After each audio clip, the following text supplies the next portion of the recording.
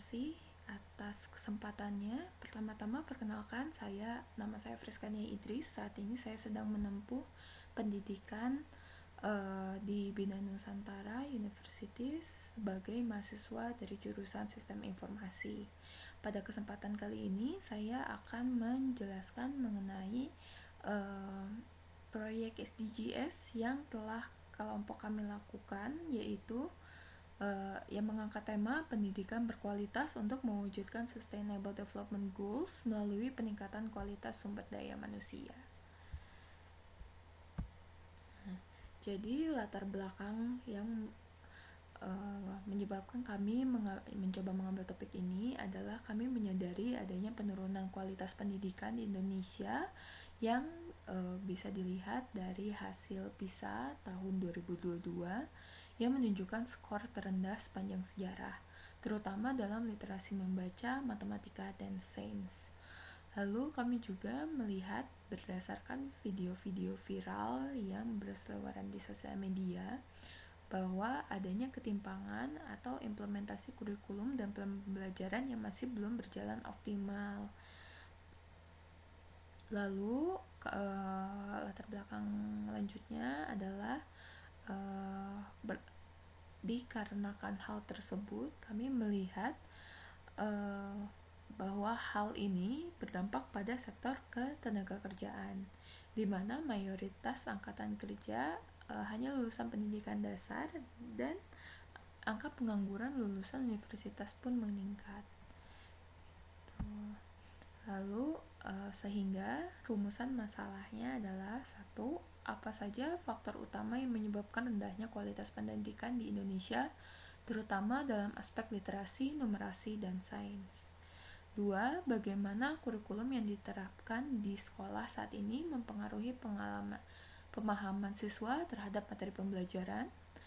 3. Bagaimana strategi yang diterapkan untuk meningkatkan kerjasama antara pemerintah, sekolah, dan masyarakat dalam pengembangan pendidikan. Lalu, apa dampak kualitas pendidikan terhadap kesiapan siswa dan dalam menghadapi dunia kerja dan tantangan global.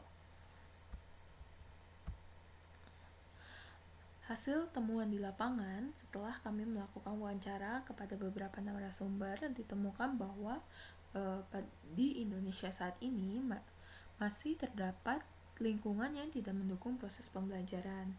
Jadi dari sisi orang tua tidak mendukung atau tidak mengencourage anaknya untuk melakukan pembelajaran di rumah, atau ada beberapa orang tua yang masih tidak menganggap bahwa pendidikan adalah sesuatu hal yang penting, sehingga dari sisi orang tua lebih mendukung anaknya untuk membantu pekerjaan orang tuanya dalam mencari nafkah.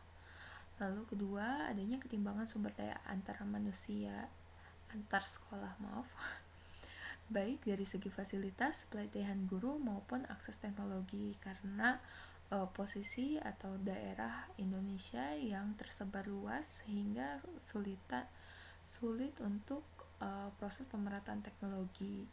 Lalu guru dan siswa masih banyak yang mengalami kebingungan dalam menerapkan pendekatan pembelajaran yang lebih merdeka dan kontekstual. Mungkin ini didasari karena kurikulum yang sebelumnya cenderung padat materi.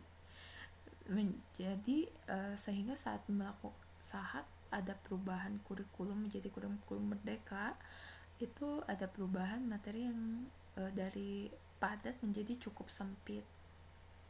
Seperti itu. Lalu rasio guru dengan murid yang tidak seimbang sehingga guru kesulitan untuk memantau perkembangan masing-masing murid.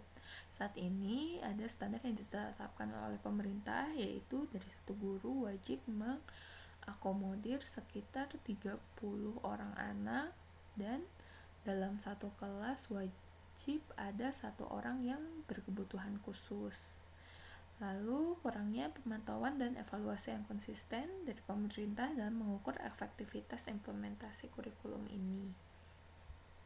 Sehingga berdasarkan hasil temuan tersebut, ada beberapa solusi yang kami coba tawarkan, yaitu yang pertama adalah pemerataan pelatihan guru peningkatan fasilitas dan infrastruktur, lalu keterlibatan mahasiswa dan komunitas seperti yang dapat disalurkan melalui KKN yang fokus pada pendidikan, lalu penguatan monitoring dan evaluasi oleh pemerintah, lalu mendorong inovasi lokal sehingga pembelajaran lebih relevan dan bermakna bagi siswa di berbagai daerah atau di daerahnya masing-masing. Bagi saya sendiri, proyek ini membuka wawasan baru tentang pentingnya peran pendidikan dalam pembangunan berkelanjutan. Lalu tema yang kami angkat merasa cukup mendorong peran aktif sebagai agen perubahan sosial, bukan hanya individual saja. Lalu kami sebagai mahasiswa sistem informatika, terutama saya, merasa memiliki peran cukup penting dalam menciptakan solusi digital yang mampu dijangkau oleh orang-orang yang atau sekolah-sekolah yang bukan di garda terdepan atau di kota-kota besar seperti itu. Lalu proyek ini juga memotivasi saya untuk lebih aktif dalam proyek sosial yang berdampak nyata pada kehidupan masyarakat. Baik, begitulah materi yang dapat saya sampaikan pada kesempatan hari ini. Terima kasih atas waktunya.